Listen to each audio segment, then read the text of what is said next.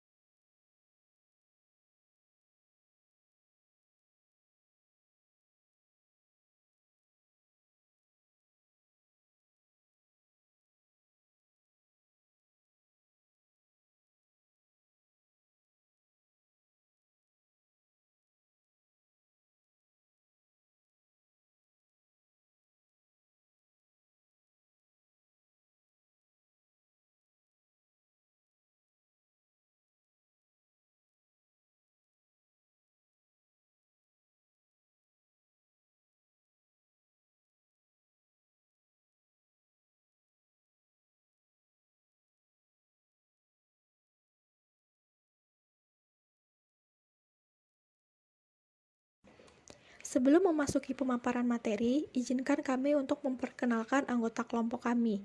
Yang pertama ada Ayu Permata Nanda Widyaningrum, yang kedua Deborah Aritonang, yang ketiga Dana Julianti, dan yang terakhir Nadia Konita Fadila.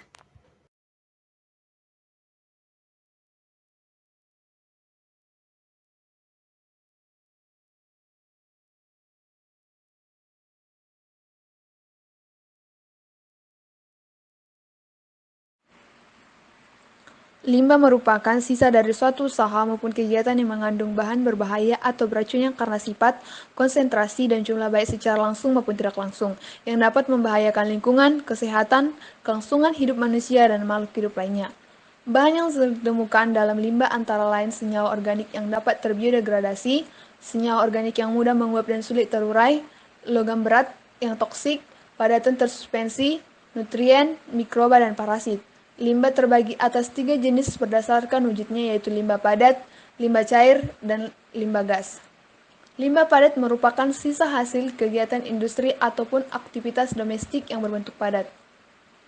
Limbah padat dapat diklasifikasikan menjadi 6 kelompok, yaitu sampah organik, mudah busuk, sampah organik atau anorganik tak membusuk, sampah abu, bangkai binatang, sampah sapuan, dan sampah industri.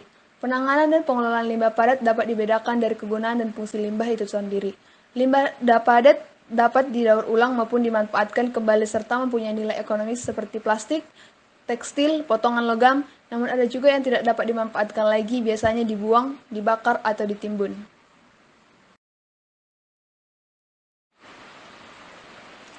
Limbah industri restoran. Limbah restoran adalah buangan atau sisa-sisa yang dihasilkan oleh restoran yang dapat berupa sisa-sisa makanan ataupun minuman. Karakteristik limbah antara lain berukuran mikro, dinamis, berdampak luas penyebarannya, berdampak jangka panjang antar generasi. Berdasarkan jenis senyawa, limbah khususnya limbah yang dihasilkan restoran dibedakan menjadi yang pertama, limbah organik. Limbah padat semi basah yang mudah busuk atau terurai oleh mikroorganisme seperti sisa makanan, sampah sayuran, kulit buah-buahan dan daun-daunan, dan lain-lain. Untuk permasalahannya, limbah ini menjadi media tumbuh mikroorganisme sehingga limbah dapat menjadi sumber penyakit jika mikroorganisme yang berkembang biak merupakan patogen atau penyebab penyakit. Selain itu, pembusukan limbah organik oleh mikroorganisme sebagian besar adalah berupa gas metana atau CH4 yang dapat menimbulkan permasalahan pada lingkungan seperti bau tak sedap.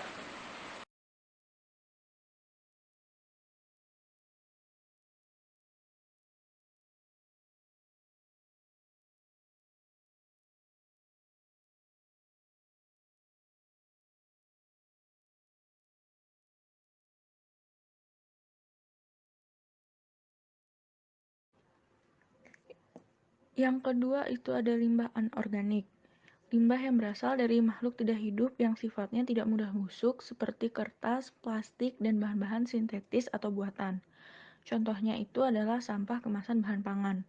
Permasalahan yang ditimbulkan dari limbah organik ini yaitu adalah sulitnya diurai oleh mikroorganisme karena unsur karbonnya itu membentuk rantai kimia yang kompleks dan panjang, sehingga berpengaruh pada kemampuan tanah dalam menyerap air. Berikut ada contoh gambar dari limbah organik dan limbah anorganik.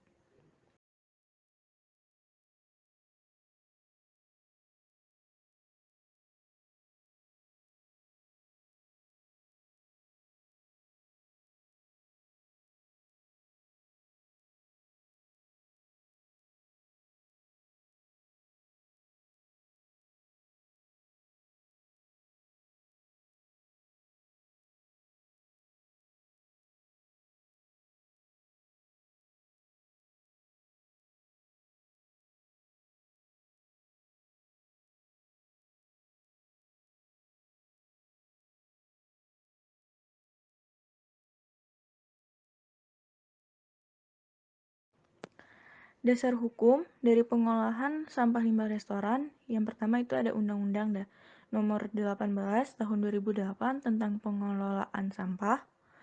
Yang kedua ada Peraturan Presiden Nomor 81 Tahun 2012 tentang pengelolaan sampah rumah tangga dan sampah sejenis sampah rumah tangga. Yang ketiga ada Peraturan Presiden Nomor 97 Tahun 2017 tentang kebijakan dan strategi nasional pengelolaan sampah rumah tangga dan sampah sejenis sampah rumah tangga.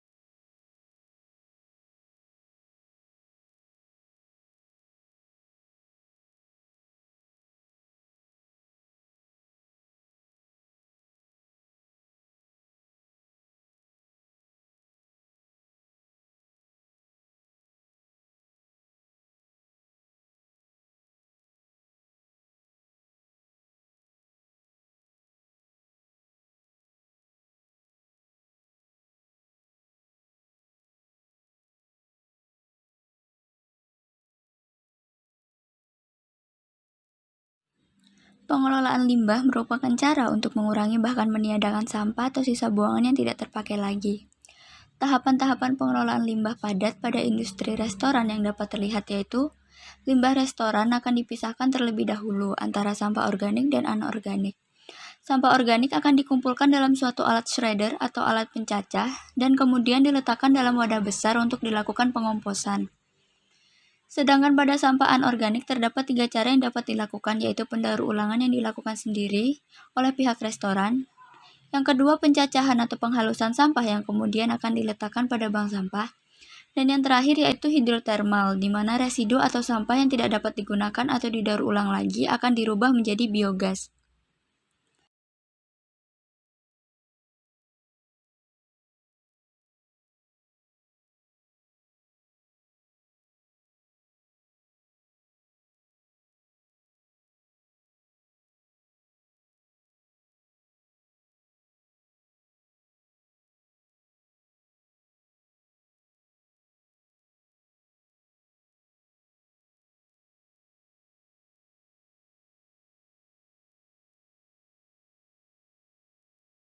Shredder merupakan alat pencacah atau pecincang sampah organik. Contoh alat tersebut yaitu dapat terlihat pada gambar.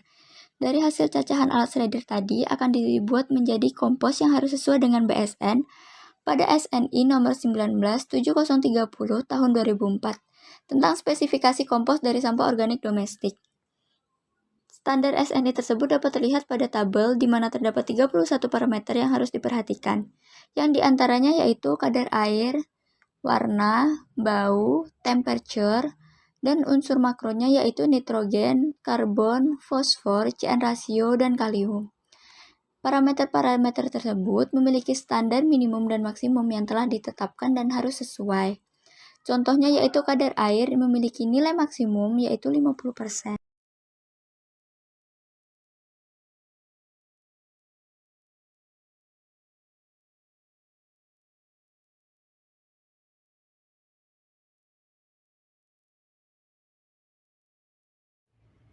Baik, berdasarkan pemaparan tersebut, dapat disimpulkan bahwa limbah restoran adalah buangan atau sisa-sisa yang dihasilkan dari kegiatan industri restoran yang dapat berupa sisa-sisa makanan, minuman, ataupun sampah kemasan bahan pangan. Adapun karakteristik limbah antara lain berukuran mikro, dinamis, berdampak luas terhadap penyebarannya, serta berdampak jangka panjang. Limbah padat yang dihasilkan oleh industri restoran dibedakan menjadi limbah organik dan limbah anorganik. Salah satu desain pengelolaan limbah padat industri restoran yaitu pembuatan kompos dari limbah organik menggunakan mesin penghancur sampah organik atau shredder. Sekian yang dapat kami sampaikan. Salah hilap mohon maaf. Terima kasih atas perhatiannya. Wassalamualaikum warahmatullahi wabarakatuh.